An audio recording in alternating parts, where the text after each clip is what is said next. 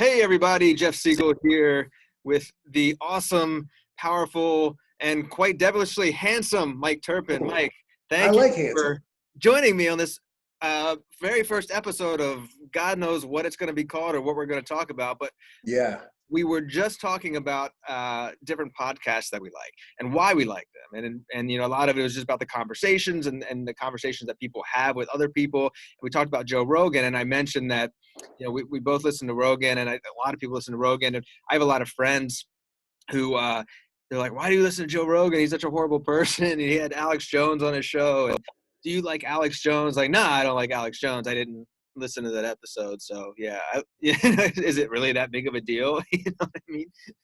Did you ever listen to his Alex Jones interviews? Oh, so I've listened to I think there's been a few of them with him on. I've listened to all of them, and I am not a fan of Alex Jones, but it's just so wild to hear the things that he said. Now, I liked Alex Jones a little bit, but I only have so much to base it off of.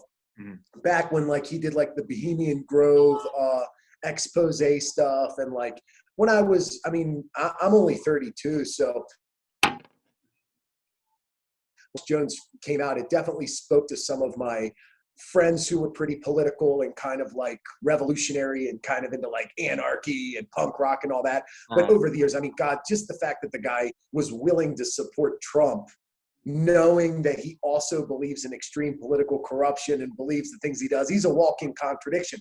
But that being said, I like hearing anybody, especially these prolific people Jordan Peterson is a good example. He's somebody that I don't particularly care for much at all, but that's an episode that I'm not going to dodge just because I don't like him. I want to hear what some of these big people are saying, especially on a platform that I'm used to listening to, like Rogan. So that's kind of how I see that kind of thing. Yeah, I get what you're saying. I listened to the very first time he had Ben Shapiro on there, who I just think is a miserable tool. He kind of reminds me of like the guy in high school that was really smart, but he would always tell the teacher, "Hey, you forgot to give his homework." You know what I mean? It's just like, I get that you're smart, Yeah. but he's such a dick, And he said shit. I'm like, yeah, I don't fucking like that. But I did listen to that one mostly out of morbid curiosity because I don't really know much about the guy. I just saw a couple of his tweets. And he seemed like a tool. But I'm like, okay, Joe's going to talk to him, so it'll probably be pretty interesting. And then when the show was over, I probably didn't hate him as much. I mean, I disagree with him. I think he's kind of a douchebag, but he's got that religious angle to him. So I kind of it's not like I give him a pass for it, but I understand why he is the way he is, because he kind of, and I'm not anti-religion or anything, but I'm also I'm not a big believer in just the world isn't black and white. It's like, well, I read in the book that I shouldn't, eat pork. Well, I'm half Jewish, and I'll fucking, as Chris Rock said, I'll eat a pig's ass if you put enough hot sauce on it. You know what I mean? It's like, yeah, no, exactly. Anyway, yeah. So it's funny, we decided to do this podcast mostly because we just like to hear ourselves talk, and and I've tried to do podcasts in the past. They were kind of boring because the people I did them with really had bad senses of humor and got easily offended by the things that I would say. So needless to say, I lost a lot of friendships doing this podcast. And I think honestly, and it's who I am. I've never found a home. You know what I mean? I've been called the libertarian tree hugger because I lean libertarian on a lot of issues, but I'm an environmentalist, I don't think it's a contradiction at all. But I have, the people on the right are make fun of me because I like electric cars, and the people on the left are oh, libertarian, the market will take care of itself. That's bullshit. So I'm a man without a home. Yeah, no, I definitely, I agree with you.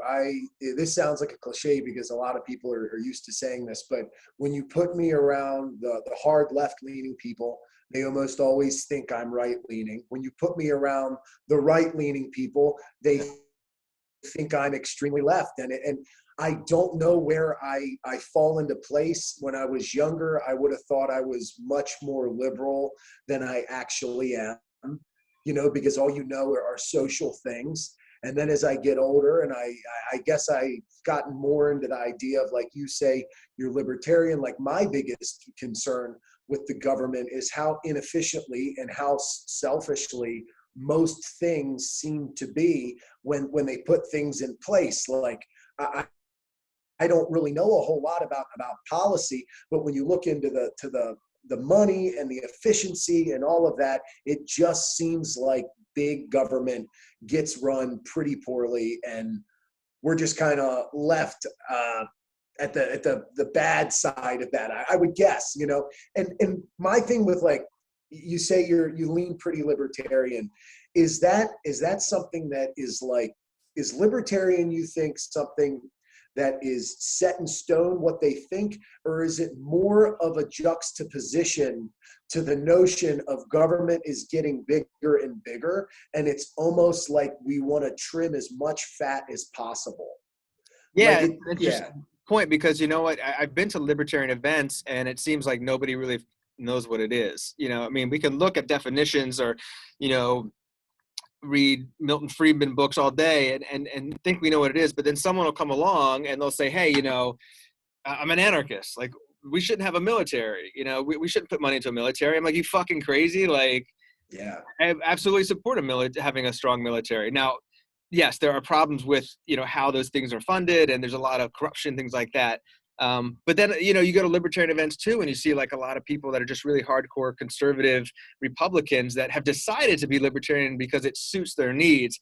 But if there's someone on the left that is embracing a libertarian philosophy, like say the legalization of drugs, you know, I've been to events where it's supposed to be libertarian events, and guys are telling me it's like, you know, we can't legalize all drugs. You know, everyone's going to be stoned all day, and you know, right, Ron Paul did a great thing on this years ago when he was speaking to a group of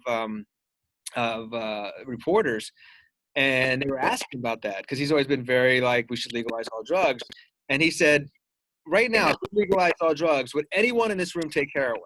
And nobody raised their hand. He's like, the idea that if you legalize drugs, like everyone's going to run out and start taking heroin or doing meth is absurd.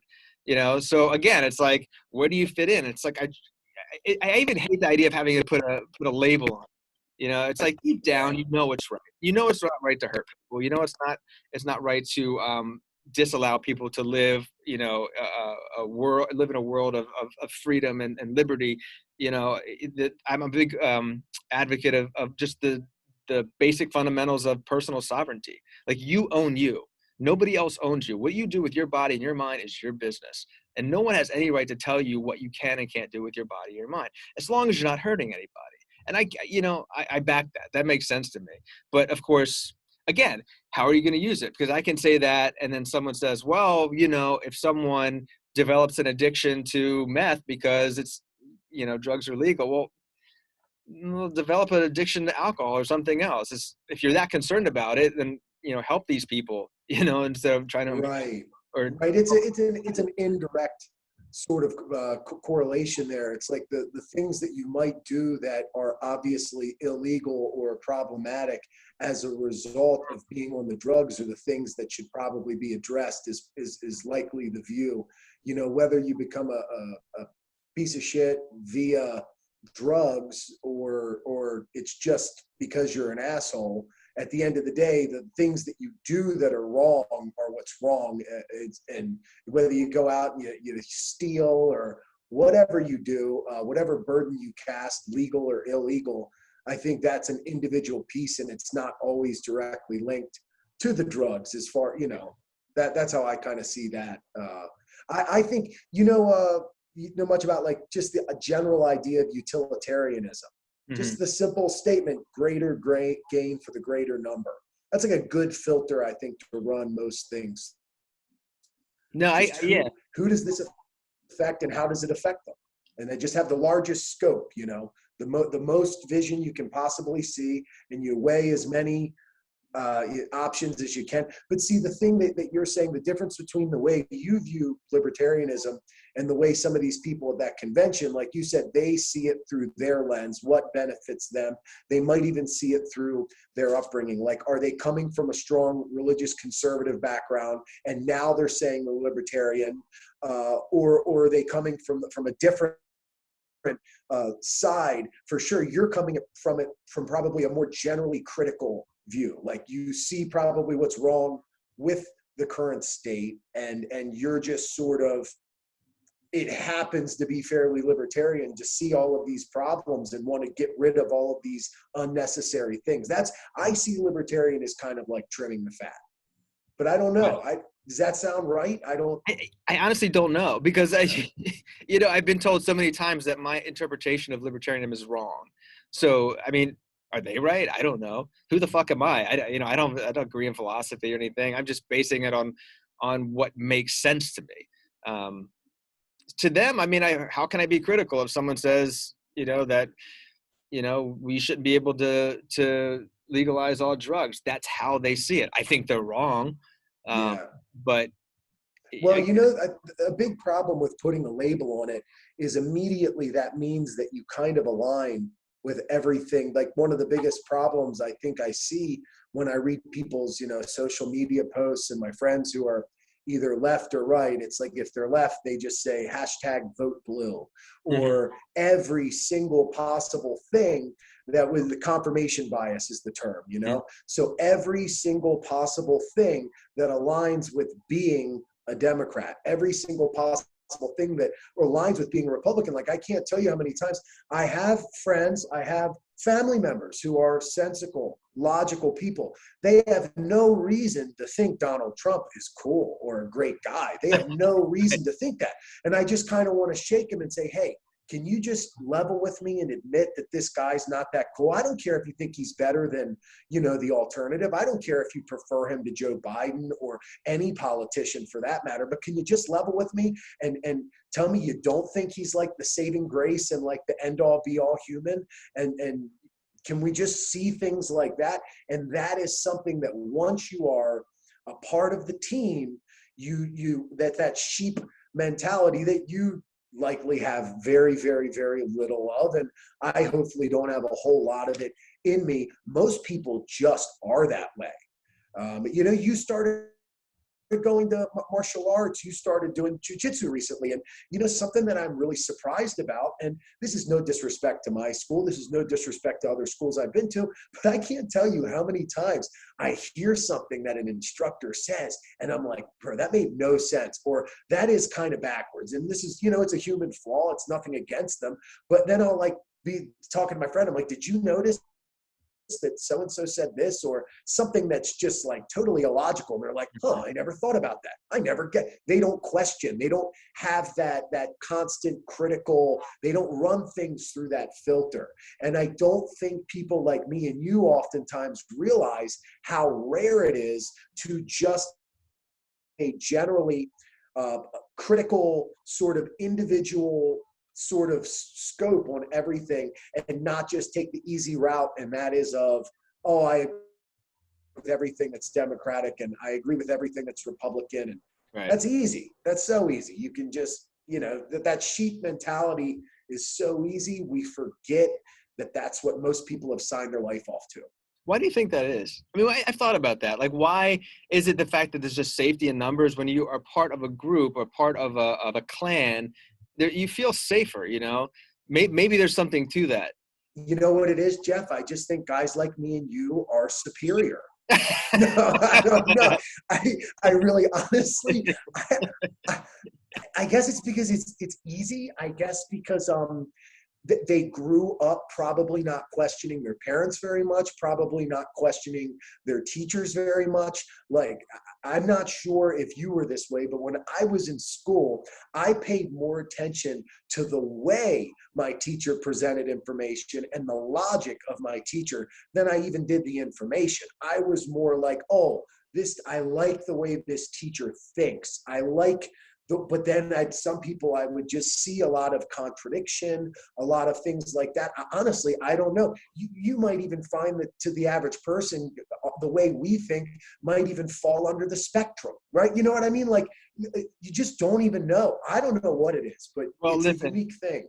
You're far more advanced in school than I was, because I basically spent most of school trying to keep my boners down, and and like looking at like all these beautiful girls in the classroom that would never talk to me in a million years, because I was a total geek. Like, nobody would ever talk to me, and I would just like imagine like what they looked like and like a specific bra they were wearing that day or something. Like, that's pretty much what I did every single day in high school. Yeah, I So did that too. I was a deviant. I admit that. And I barely graduated high school. I had very little interest in learning. Really only found myself interested in learning when I got to college. And that was really as a result of some friends and maybe a couple of professors that intrigued me, you know. Hmm. But up to that point, I mean, dude, like, listen, my high school was me riding my skateboard, getting high, and masturbating like a fucking monkey. You know, Yeah. that was my high school, and I suspect that most kids, most boys were like that too. I hope so. I hope I'm not like the total freak. And then I guess, you know what, I guess sometimes rejecting what is presented to you, it probably develops some free thinking sort of things. So what you have developed, you have probably developed through genuine interest and your own self-discovery versus being just, like you said, the sheep sort of thing. Like some people in school, they're just yes men or yes women, they don't know any different. It doesn't cross their mind. Yeah, you know what? I think I probably would have gone that route because when I got into ninth grade, I was like, it was from a different school system. So I was like, oh, I really want to be with the cool kids, like all ninth graders do, And then I was rejected by them. So instead of trying harder to be a part of that group, I decided to go the other way with a giant middle finger, and I'm going to do everything that you don't do. It's like whether it's like the way they dress or the music they listen to, I want to do the opposite.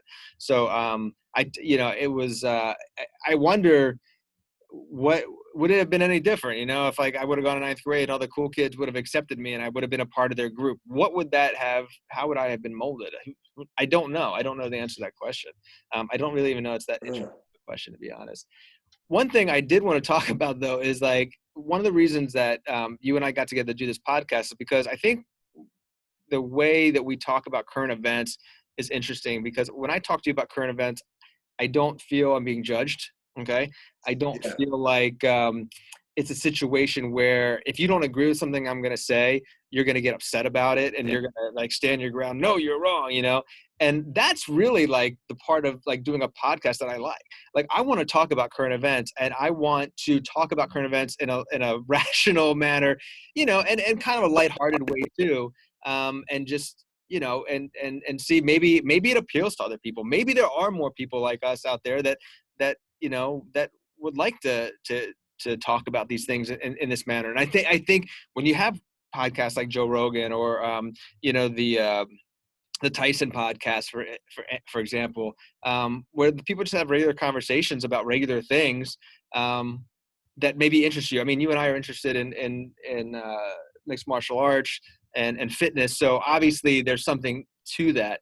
But I want to take it a step further and say, let's talk about what's going on in the world. And it's interesting, and I wanted to bring this up a second ago because we were talking about drugs. And I don't know if you even saw this, but there was a report, I think it was on Friday, that a bunch of people in the Biden administration can't get security clearances because of past cannabis use. And of course, I get emails from everybody because everyone knows I'm a big advocate of legalization. And they say, what do you think about this? And it was almost like a call to attack Biden. And I have no respect for Biden's thoughts on legalization. I think he's taken too long, but I think that's a result of his age a little bit, being steeped in that world for so long. But it was interesting because I didn't attack him on that. I was basically like, look, there's a federal law in place that says that this is a Schedule I drug. So I understand why it would be a problem for security clearance. Instead of complaining about the security clearance, let's go to the root of the problem, which is, why is this fucking thing still federally illegal? Let's get that done and then come back to the security clearance. And I also call bullshit on the security clearance thing too, because didn't Jared Kushner get security clearance? Who the fuck is he? He's like some fucking slumlord, who married the president. Well, I'm banging the president's daughter, so I guess I get security clearance. Yeah, no, I agree with you. It's a folly of errors. Is that the saying? Is that what you would say? It's like, or it's just comedy that something like this could get in the way. But at the same time, it makes me think that I mean, I couldn't care less to a degree. Not that this is happening, but it's crazy how many regular people who just want to get normal jobs can't do it for this reason.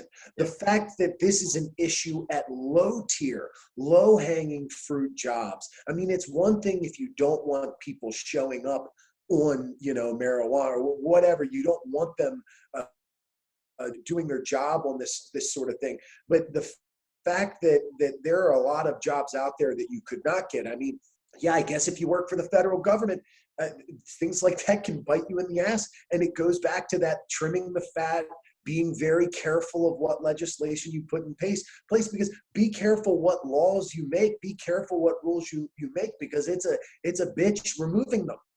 It's an interesting, you bring up an interesting point about like regular people with regular jobs having to get drug tests.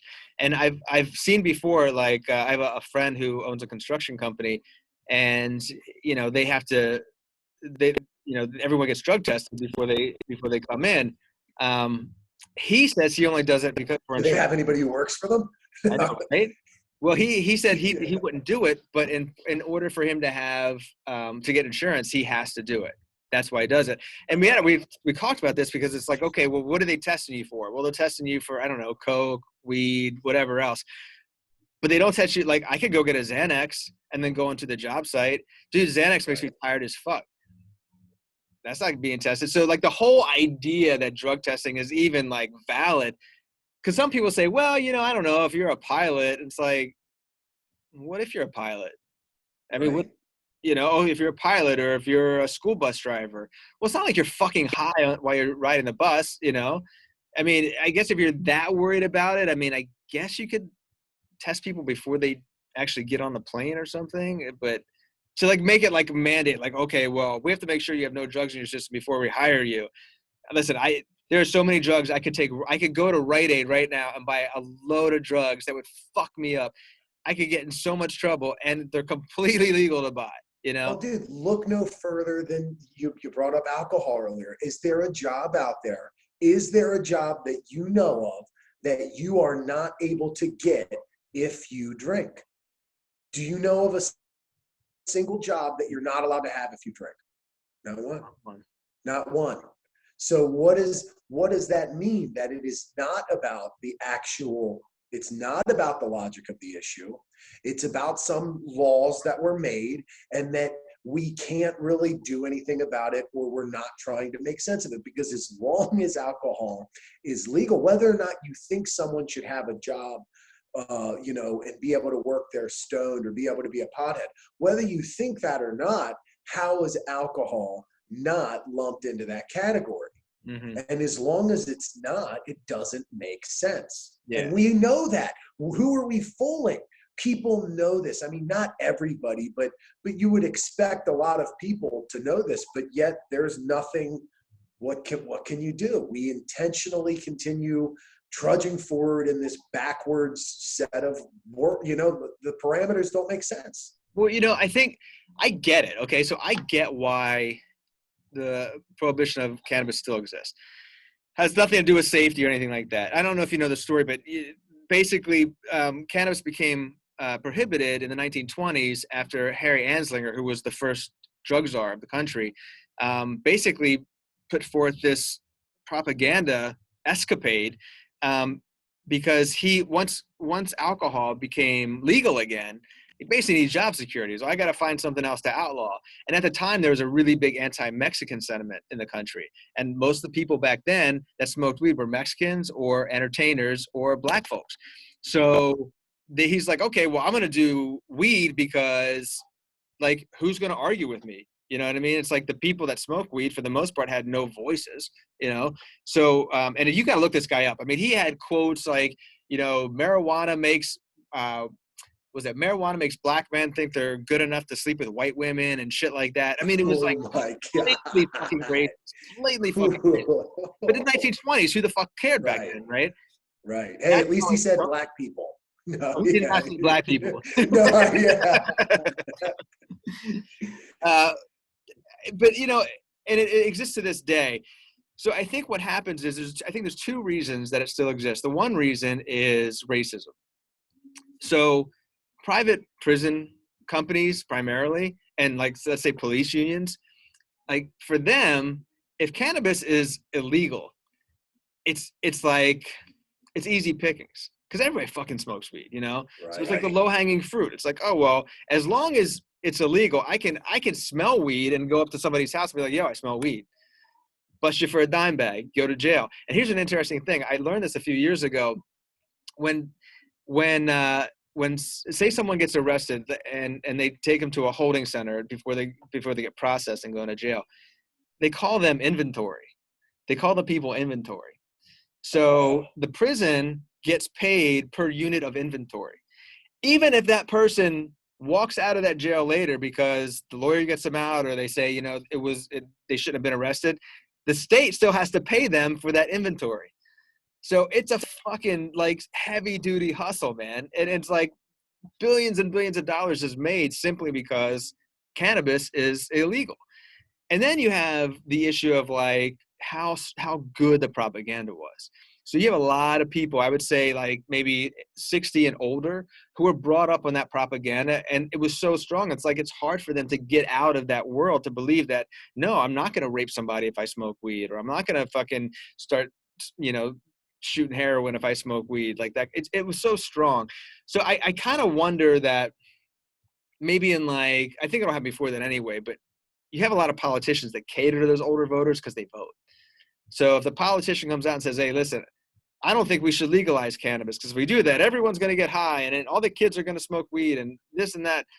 Well, you got some 80-year-old dude that's like, yeah, I saw, you know, reefer madness. I know what happens if you smoke the reefer, you know, and then that it's job security for politicians, you know. I think that's ending. I think, you know, little by little we're seeing that disappear. Is it the result of more information or is it the result of people dying? I mean, it's not horrible to say, but like older people dying with those preconceived notions. I don't know the answer to that question. But Well, you know, the idea that there's any like rational, responsible reason for cannabis to be illegal is absolutely absurd. and you know what? I don't even know that the reason it's becoming legal is because it literally makes sense. We know it makes sense, but they probably knew it made sense before they made it legal. It's how can we benefit from this? We are the government, and you're somebody who works, you know, or understands finance and investing and whatnot. Mm-hmm. And I think it took the government realizing, or state level government realizing, that we can actually make some money off of this, so we can benefit from this. I know originally there was like you know, I don't remember how it worked out, if everybody who was on board was going to try to profit off of it, but I imagine that there's a lot of profiting being done in the states that are, you know, pro or legalization of marijuana. And so it comes down to how can we supplement the benefit of having the jail space. So maybe you pick states that's not the highest priority of income. And then you say, okay, well then how can we benefit from this? So we implement legal marijuana, and then boom. I think that has a lot to do with it. It's not until they realize how they can benefit from them, which is one of the biggest problems with government. It's why I enjoy hearing the libertarians. And even though I'm not an anarchist, I have great friends who are anarchists, and I love hearing them talk because they're the ones who are extremely critical, and they don't have a dog in the race. They're just pointing out what's wrong. So that's kind of how I see that with the with the weed thing. It's they needed to find out how much they could benefit off of it. And if I had to guess, they probably realized that other countries were benefiting from it when they did it, and then that probably sparked interest. It's probably, I mean, it definitely helps that it's a generational thing, and socially that really does help. But I think it's a business, probably. Does that make sense to you? Yeah, What do you think? it makes total sense, and that's, you know, that's where I get in a weird place when I say, oh, I lean libertarian, because I'm all for, you know, free market capitalism, you know, and with cannabis, we've seen some people refer to as big cannabis. You know, these large cannabis corporations that pretty much control the market in most states where it's legal. So I don't have a problem with that. Like, I'm not I've had people say, well, there shouldn't be a big cannabis. Well, who's to decide what should and shouldn't be? I mean, if they're able to raise the money and do it, and why? What's the problem? But then there's the other part of me. It's like, well, there is a problem. One of the problems is the war on drugs has really been one of the major causes of the decimation of a lot of Black and brown populations in this country. So when you go into like Baltimore, there are blocks and blocks and blocks that are in Baltimore that are fucking destroyed because of the war on drugs. If anybody in that community wanted to get a dispensary license, I mean, it costs fucking millions and millions and millions of dollars to do this. Those people don't have the ability, not just to get the money, but to have the connections in government to make it happen. But then you got a guy like John Boehner, who was all anti-war on drugs until he left. Then he became a board member of Acreage Holdings, which is a huge cannabis company. Is it fair that rich white people get to profit off of this while the majority of the people that have been persecuted by it get fucked over yet again? How do you fix that problem? I don't know the answer to that question. I mean, my attitude has always been, a couple of things. One is when people talk about taxation of cannabis, and that really pisses me off too, because every time there's a problem, they're like, oh, we'll just add more taxes to weed. It's like, why the fuck the weed industry got to get taxed for everything, But if you're going to take that money, like in New York a while ago, they're saying, well, we're going to use some of that money to help with public transit. The fuck those two things have to do with each other? If you really want to do right by the people that have been hurt by the war on drugs, then how about you take that money and then use it as incentives for cannabis companies to go into those neighborhoods and set up shop to provide jobs, to provide new housing. How maybe it's a moral thing, and you cannot legislate morality, obviously. This is a personal thing for me. Like, if I was in a position of authority, I would seek to help those communities because I think it's fucked up that they got fucked over. But again, it's like, where do you draw that line? I mean, maybe it just boils down to the individual companies. Method Man has a cannabis brand called Takao. This is a private company, and they've been very active in terms of social equity. So when they first launched their brand last year in California, they only launched in minority-owned dispensaries. So like that is an action that a private company can take. You don't need the government to tell you to do anything. It doesn't cost any money. It's just doing the right thing, and trying to employ more people. So it's not just a completely white male dominated industry. But see, that's the problem. When you have the government come in and start dictating things, that's when it always gets fucked up, man. That's right. Yeah. The U.S. government is like the only. Think about this. Like, think about how easy it is to sell weed. Like when I was younger, I sold weed, just not a long period of time, but for a little bit. Yeah. And, dude, selling weed is the easiest fucking thing to do in the world. I don't know anything about that. I can't talk on this is a long time. No, I'm joking. But I'm saying it's like, but then you go to like governments, like even state governments, like when they launch the legalization efforts and they start putting the regulations in place, and they're like, well, we had a problem with mold and we had a problem with this, that. Only the government could fuck up selling weed. Yeah. Yeah, absolutely. It's weird, man. A couple of things that stand out to me thinking about it, like when you talked about how, first off, politicians are going to cater to their audience. So of course, the right is going to speak to the 60 and up plus this, that if they align with them, then they're going to pretend that they still believe that marijuana might be this terrible drug, and they probably know better. And here's what it boils down to. Like right now, we're talking with pretty obvious, honest conviction.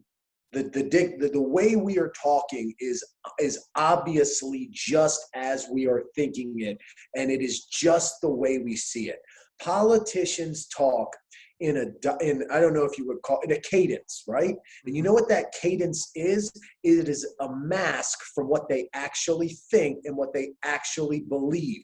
They are acting, they are pretending, they are saying what they think you want to hear, and they get pushed and pulled in every direction. And it's so crazy to me that more people don't necessarily see through that.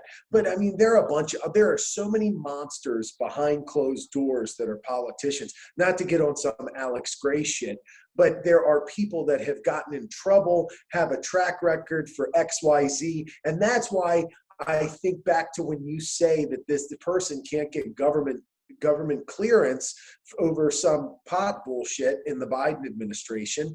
I think that it is this comedy. There's a heavy layer of comedy that's happening when you actually look at the people who are in government and some of their track records, and it's like you can't get these people out. Some of them you can't get out with the history that they've had. So it's nice that we can sit back and recognize all of these things, but the politicians they're too caught up in saying what they think their people want to hear, and then they're too motivated with how can this benefit us. And then that's where we think that they're fucking it up. See, we think they're doing a bad job when really a lot of times, I can't speak specifically on the instance you just brought up because I don't know, but a lot of times it's actually the fact that they're intentionally benefiting, that's where a lot of the things, oh, well, they're screwing that up. Well, not really. They're not spreading it evenly. They're not redistributing these things for that. So this tax goes to that and that. So there's no direct correlation. It's not easy to see where everything's going. I don't know. It's good you know about the really the all of it when it comes to politics and the finance, but the money side of it, you know pretty well. But it's like, how many times do you see like this COVID relief thing? It's like, I'm just saying numbers, but you know, there's $2 trillion here, but only 5% of that, 10% of that actually goes towards what it's supposed to go towards. What's it supposed to go to? Nobody knows. Yeah, who wants to read that legislation? Nobody even reads the stuff. They make these Great Wall of China in paper form, and you're just trying to read this text. I can't believe anybody has the ability to actually sort through it all.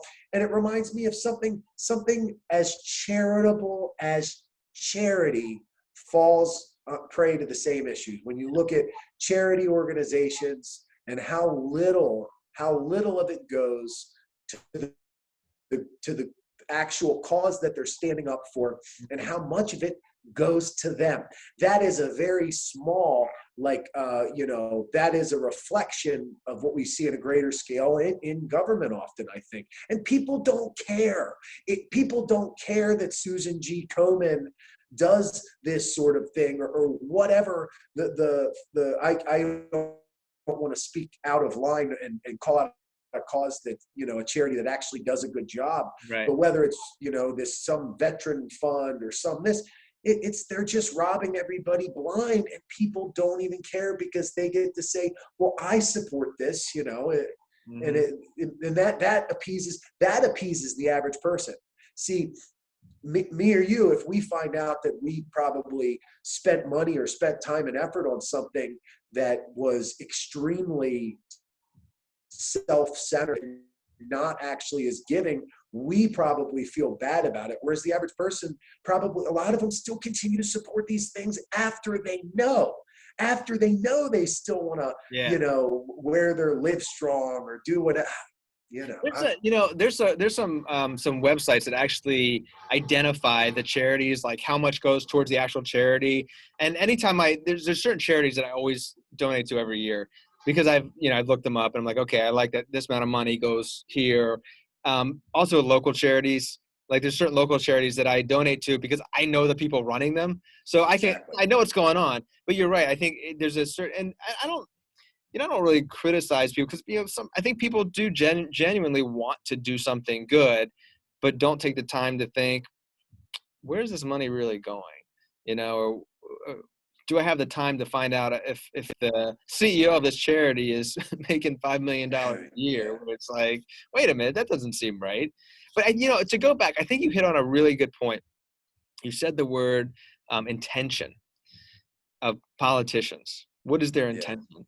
And sometimes I feel like I will look at a politician and I will look at that person's intention and I will say that person's intention is honorable. I may not agree with the way that that person is going about, or maybe that person's uh, policies, but if I feel like their intention is honorable, I won't be as critical. So I don't think I don't know every member of Congress, but I think there are some that stick out that I do think their intentions are honorable. AOC is a person I think her intentions are honorable. I disagree with her probably about 60% of the time, particularly when it comes to economics. I think her understanding of economics is juvenile, and I don't think it's in line with reality. But I don't think that her intentions are there's any malice behind them. You can look at like someone like Justin Amash.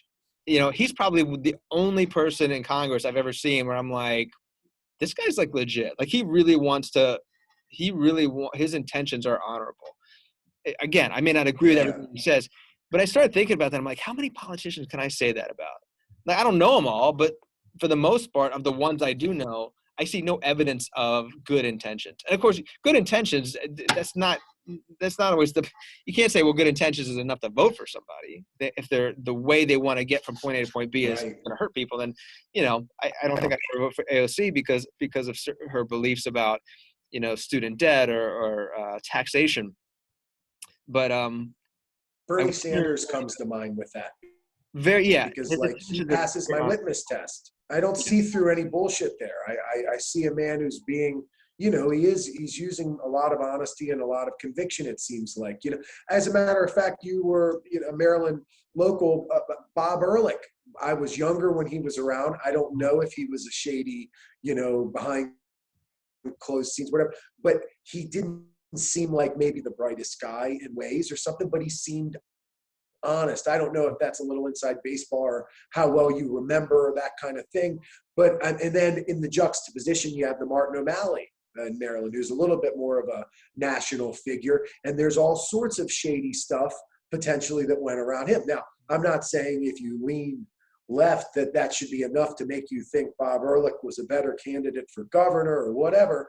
But I'm just thinking, I definitely relate to you fully on the like you said, you can at least understand that some people that you don't necessarily agree with are speaking from their well, I was going to say their heart and correct myself and say the brain, but chances are whatever it is, they're speaking from something that Right. comes from that. I don't know what it is, but they're Right. being honest. And yeah, it sucks that sometimes that comes from the maybe the inspiration of extreme religion, or it comes from some things that maybe we agree, we don't agree with too much, depending on what the legislation would mean. But I always I just want people to be real with me. It's my number one rule. I can't stand when people, and that goes back to the martial arts thing, when I said some people, they're saying some stuff, they're speaking in a cadence, they contradict themselves here and there, and it's like,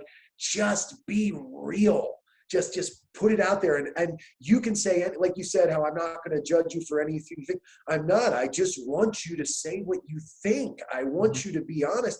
I could be sitting across the line from a convicted rapist, right? That would suck. And you're not, we're going on record. It's like, wait a minute, you're talking to me right now. Hold on. but and I just would want them to be honest. I would just want them to say what they think. What difference does it make? Like, what can I do? Obviously, that's a whole separate thing. What can I do to handle this person? I mean, if there's a way that I can bring justice or bring balance to the nature of this person, then by all means I would do it. But if that's not a possibility, shit, we might as well just speak and be honest with one another. I would be honest with them, but I would definitely say they're wrong. Right. Well, but that's okay. See, look, I think that was one of the big problems that happened with COVID was when it first hit, people were saying, have some politicians say, go on lockdown, don't go anywhere, wear a mask, this and that. Other people saying, you're fine, don't wear a mask.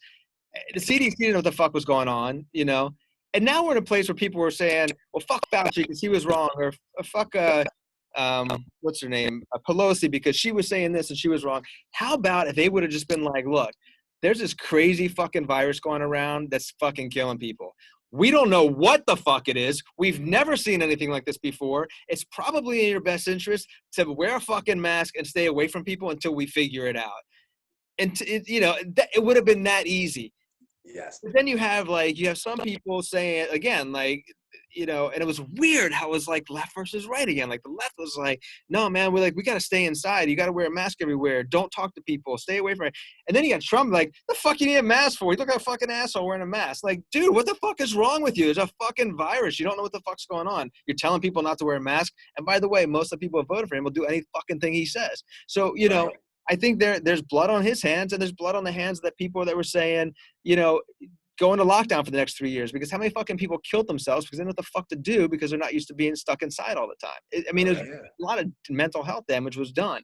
So you're so right, man. And I don't know if it's just because we're so used to being in a place where we don't even expect people to tell the truth because everything has to be a PR stunt. You have to say it just the right way because you might piss off this person, you might piss off this person. But in the sake of a pandemic, it's like, really? We can't even fucking say, fuck the politics for a minute. Fucking people are dying. Let's figure out how to keep people from dying. Rogan said a really good thing too a while back when he was talking about, he's like, we don't know what the fuck's going on. Maybe it's a good idea to be outside and maybe eat well and exercise and just kind of get your immune system, up to par. Very basics. I mean, I'm not a doctor, but it kind of makes sense to me. Why wouldn't you do that? It's a sad state of affairs, and it worries me because it's like, how is it ever going to get better? I don't know. How can it get better? Because it's almost like every time this shit happens, then they just double down again. Yeah. No, it's inevitable. My biggest fear, man, that this takes maybe a step back from the specificity of what we're talking about. But my biggest fear when stuff like this happen, and it's happened in the past, I just want to have an honest individual death before it all burns and crashes and life gets turned upside down, because I know you're a father and, you probably have more of a hopeful vision for greater things. I have such a somewhat pessimistic or holy crap, we are rapidly getting out of control, extreme this, extreme that, everything. The pendulum swings further each time it swings, and it seems like stuff gets out of hand, and we have the amount of explosives to destroy. We have the ability to release things that could just kill us, whether it's the atmosphere and all disasters. I just feel like we are rapidly moving towards the end, if not globally. And the government thing, the collapse of the dollar could just happen at any time. And that's more your field to say whether or not I'm right or wrong. I might be speaking out of line, but it just seems like shit can get turned and flipped in no time. And maybe I'm being a little bit extreme to say that something like the end of the world could just happen. But I pray I just hope that people cannot mess things up and shake up the world so much that I can just see this place through and be on the other side of it and have a normal life, not like that, not because everybody's done for. Right. Oh, sorry, we screwed up some nuclear plant, something we were testing. If this disease got out the way, our virus got out the way they said it did, well, what else can happen? Because that was sort of my thought when they first were crunching numbers from this. I mean, if you're a numbers person, I was doing the math in my head. I'm like, God, the way you guys are talking, it sounds like 25% of people are going to die. The numbers you're projecting. And when you said, and that's the problem, is they want to give figures, they want to give exacts, they don't check it all through. They just put it out there because they need to be the first person to make a claim. They need to get it out there.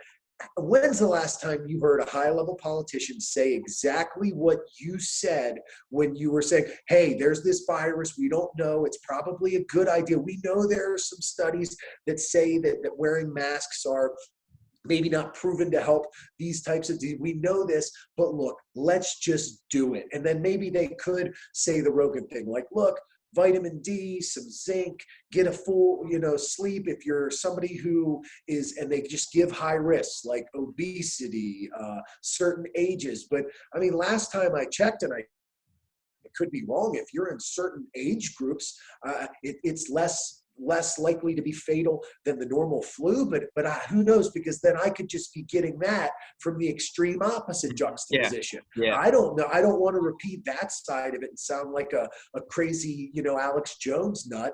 So I ultimately don't know what to do. So I'm just left asking my intelligent friends, asking people like you. I have friends who are in the know. It's like, what is really going on? Because I'm left so confused by it all. And like, yeah, when's the last time a politician hasn't thought they needed to tell you what you quote unquote need to hear? Well, they need to hear that this is going to keep them safe. So we're going to tell them that. Never mind weighing the options. I mean, what was one of the first things you learned how to do in school? You make a Venn diagram. There should be pros and cons and similarities for every single decision that you make. There are pros and there are cons. And if you don't present them both, you are being dishonest. Right. That's simple. Yeah. There's an effect. So the fact that we're not willing to present it from both sides, we're not willing to say that here are the risks of staying inside all day for over a year, especially when you're a kid and you're in the most developmental stages of your life. If I had something like that happen in my youth, how different would I be today? If I had a whole year, potentially year and a half, who knows what's going to happen in some areas? Who knows what Californian kids or whatever? I mean, what would that do to me in the future? How would I be different from that? I mean, people have lived through more. There are people around who've lived through the Depression, have lived through war. So it's not like it's the craziest thing. But there are so many factors to weigh about. We could talk a few hours and dig deep into things on COVID alone that honestly are not out there from people who claim they're studying it more than anybody. I mean, the psychological effects of things, but the problem is this. The socially aware people are not willing to say anything that makes them seem like they are remotely against the protocol of being safe through all of this. Right. So they're not willing to look at the side of things like you said, exercise, immune system, because that sounds like too much like the right, or it sounds too much like the states that are not taking the progressive role. But last time I checked, all the politicians seem to not give a shit anyway, and they're going to the family gatherings. Right. It's like Arnold Schwarzenegger and Al Gore with having, you believe in this for the environment, you believe in this for global warming. Meanwhile, you're out in your Hummers and your private jets, and that's the nature of being a politician. Man, I tell you, that's been one of my biggest, it just pisses me off so much, having been at many of environmental events as a speaker, and I've seen a fair amount of celebrities that speak at these events as well. It's like 2 or 3 people in their family, and they got a big ass fucking mansion. Yep. They can afford an electric car. They're not driving one. They can afford to put solar panels on their roof. They're not doing it. It's like, damn, man, put your money where your mouth is. I would even say, don't even preach, just do, and people will see what you do. It's like, you don't coming out and saying, oh, I'm not going to eat animals anymore because cow farts are bad for the environment. Well, guess what? The industrial production of soy is just as fucking bad for the environment, but you're a vegan now, which, and no offense to vegans, okay, but right. You're a vegan now because you think you're saving the planet. Well, guess what? It's like, most of that soy comes from industrial crops, which fucking destroy the soil, they destroy the water, and they're using heavy machinery to move it and process it, which puts more carbon into the atmosphere. So it's like, kills animals. Well, here's an interesting thing too. So I get all my food from a farm near my house, and they have soy, and they have other things, vegetables and stuff. And the farmer over there was saying that he goes, I feel bad for vegetarians who are vegetarian because they don't want to hurt animals, but they eat a lot of soy or any vegetables. He's like, do you know how many bunny heads pop up when I'm going through the crops and pulling up the soy or the potato, whatever it may be. Nobody ever fucking thinks about that. And I am not, listen, I think it's really cool that people are like, listen, I don't want to hurt other living creatures. I'm going to take this path. I'm like, dude, that's fucking awesome. Like, I'm not that selfless. I won't do that. But if you can do that, more power to you. But at least like admit, it's like, there's nothing you can eat that's going to be completely benign for the environment or for life. I mean, even if you go into the soil, there are microbes in that soil that die when you pull things up. So is it like, well, I can see the face of a cow, so I'm not gonna eat a cow, but I'm gonna eat turnips? And when they were brought up, bunny heads were popping up, and a bunch of, the microbes in there had to die. I mean, that's life and death. That's part of it, the ebb and the flow of life and death. I don't know how the fuck we got on vegan. That's good though. But hey, you know what it reminds me of? It reminds me exactly like this. The vegans that don't want to admit or swallow the pill that they are killing animals, literal animals, through the production of these crops or whatever, especially when they buy them through certain means. It's more obvious. It's no different than, well, I support breast cancer research, so I still support Susan G. Komen, or I still support the thing like that. It's like they don't want to know any, even if the ethics and the percentages are skewed, and even if you can make a case, they only want to take it so far as to say, I don't want to directly eat that animal, which can still be the case, but you need to take it a step further than that. You can't, my favorite saying ever, no hyperbole, is you can't see the forest for the trees. You're looking at the tree, and that is the cow, and you're not willing to see the forest that is all the other death and all the other similarity that's going on. And to be honest, it's easier to just look at the stupid tree and say that's all you see there. I guess that's kind of, yeah, I don't know how we got to the vegan thing. I don't That's know. the nature of podcast. Welcome to podcasting. Right, exactly. Well, but see, that's the thing about, and I get mad too when I have friends that like criticize vegans, or they just not criticize them, but just make fun. I'm like, oh, I'm a vegan, I don't want to eat meat. Dude, I fucking love vegan food. Like, I've had some amazing vegan food. I love vegetables. I eat a lot of vegetables. There's some vegan restaurants that I go to all the time, before COVID. I don't, I don't have a problem. I think making fun of somebody because they want to do right by the planet or to not harm animals, I don't think there's anything dishonorable about that. It only becomes weird when you start forcing other people to accept your lifestyle. But if you're not doing that, if you're a vegan and that's just your thing, and why should you be criticized for your choices? It's very, and you see that on the right a lot. It's I feel like with environmentalism, and me being an environmentalist, and often wearing that badge of tree hugger, and people calling me that in a negative way, or they'll say, if I'm talking about electric vehicles, and they'll say, well, the power comes from coal, and and they don't know. See, I know this is what I do. I've been doing this for more than 10 years as an investor. Well, no, that's not true, because the majority of the power in this country does not come from coal. And there's also the issue of when you move a vehicle from point A to point B using a motor versus internal combustion engine, you use less power. More of the energy actually moves the car using a battery and electricity than actually using internal combustion. It's little things like that. I'm willing to have that conversation with people. But when the first response is, oh, there's coal, and then they're mining cobalt. You know what that does to slave labor? And like, yeah, it's fucking horrible. Maybe we should fix that instead of fucking, vilifying somebody who wants to live in a place where the air isn't fucking poison. Is that so hard?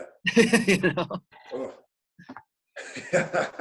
Yeah, no, it's hard for people to want to even see it from that many ways and take that step back. That's for sure. Yeah. I'll tell you what I was thinking about. This thought crossed my mind when you're like explaining things that you know a lot about. I don't know if you ever watched The Office. Did you ever watch The Office? Oh, yeah. So I thought, like, not that this is actually like a name for this podcast, but I mean, you never know, it could be. It might already be out there. But sometimes when you're explaining this stuff, I'm listening and I'm like, oh my God, it could be like, explain it to me like I'm 5. Or you know that quote when they're talking? Yeah, it reminds me of that. It's like people need it to be, and then, all right, explain it one more time because it's just too much. It's too much to absorb it all and make sense of everything.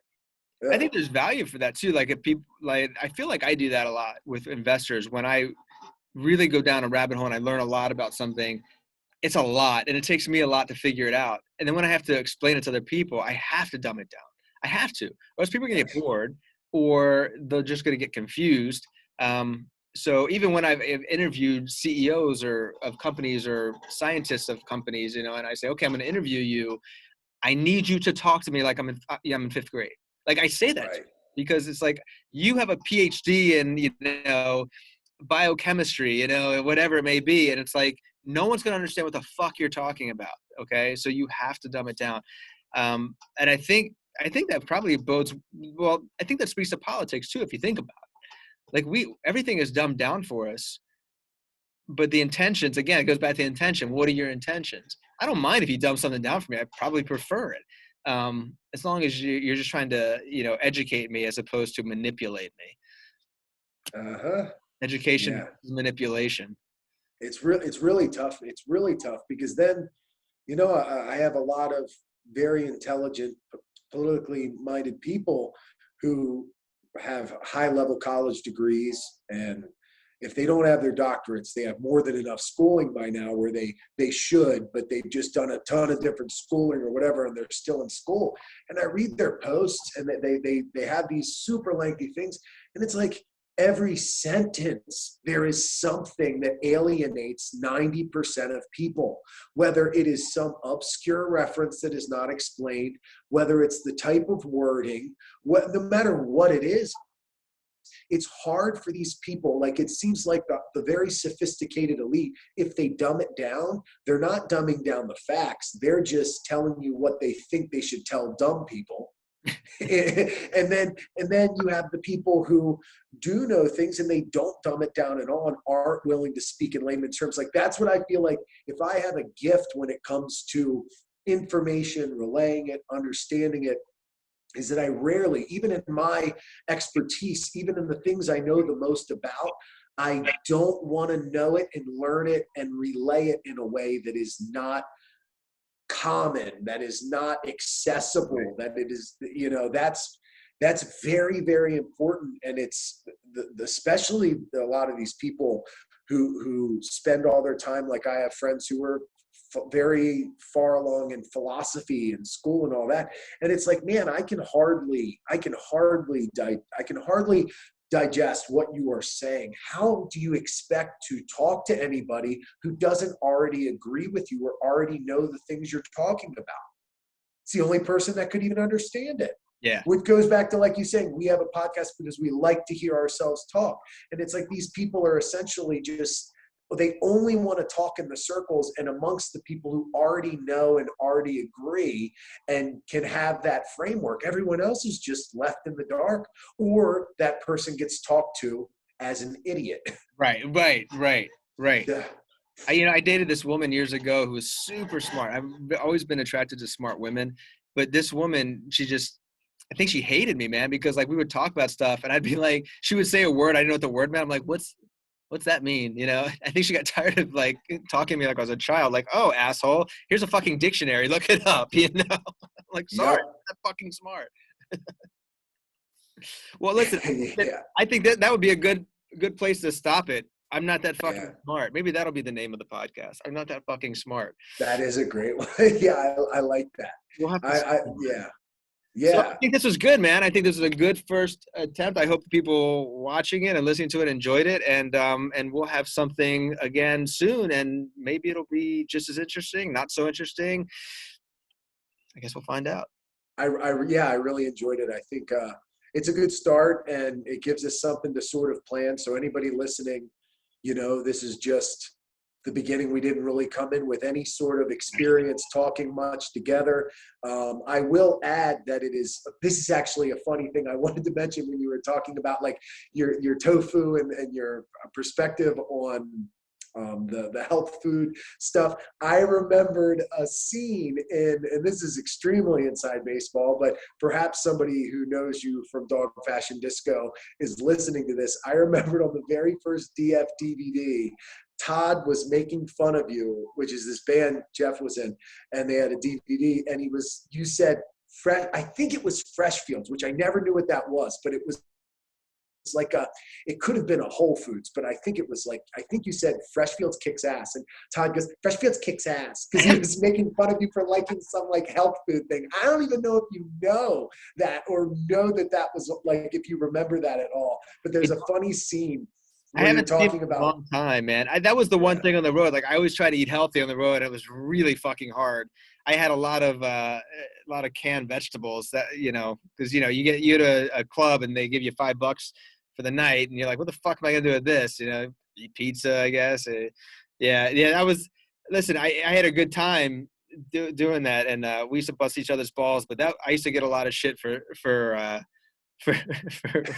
trying to eat healthy and trying to stay clean. And I was kind of I think I was kind of the nerd. Like I didn't really drink a whole lot, and looking back on it, I probably should have drank a lot more. But anyway. Awesome. Yeah. Well, I appreciate it, and I'm glad anybody who listens, and hopefully they enjoyed it and continue to listen. If they made it to this part, they probably did enjoy it enough. Yeah. And yeah, I'll be happy to continue going. And I think it's been a good episode. We'll do it again. Be well, everybody.